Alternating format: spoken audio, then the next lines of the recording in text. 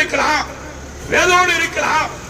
இந்த செய்தி கேட்கிற அன்பு தேவப்பிள்ளையே, என் தாய் பெற்ற மகனே, என் தாய் பெற்ற மகனே, ஆண்டவர் உன்னை நேசிக்கிறார். அவரை நோக்கும் போது, அவரை விசுவாசிக்கும் போது உன் துக்கத்தை அவர் சந்தோஷமா மாற்றுகிறார்.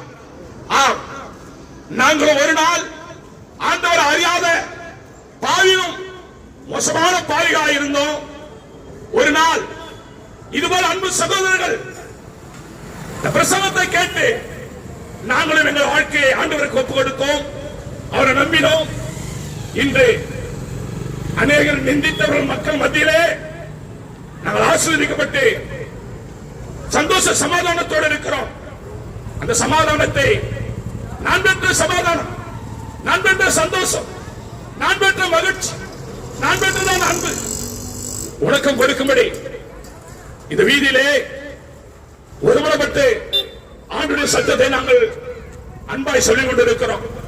எனக்கு அன்பானவர்களே, நீங்கள் விரும்புகிறானால், உங்கள் இருதயத்தில் இடமளிப்பீரானால், அவரை நோக்கி பார்ப்பீரானால் நிச்சயம் உங்களுக்கு விடுதலை கொடுக்க அவர் வல்லவரா இருக்கிறார். கடலில் இருந்தும், கண்ணில் இருந்தும், பாதைகளில் இருந்தும், நெந்தலில் இருந்தும், குடும்ப பிரச்சனை இருந்தும், கணவன் மனைவி பிரச்சனை, பாடு, என் வாழ்க்கையில எப்படி கடப்பேன், எனக்கு என்ன வழி, எந்த வழி, என்ன செய்வது என்று திகைக்கிறாயா?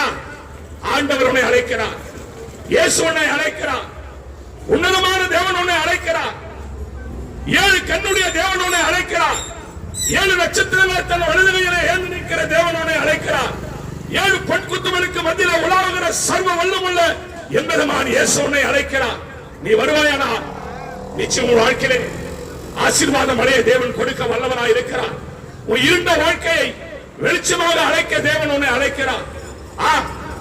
எந்த கெட்டுப்போன பாவிகளையும் அவர் நேசிக்கிறார், சுத்தம் செய்கிறார், கழுவுகிறார், ஆசீர்வதிக்கிறார்.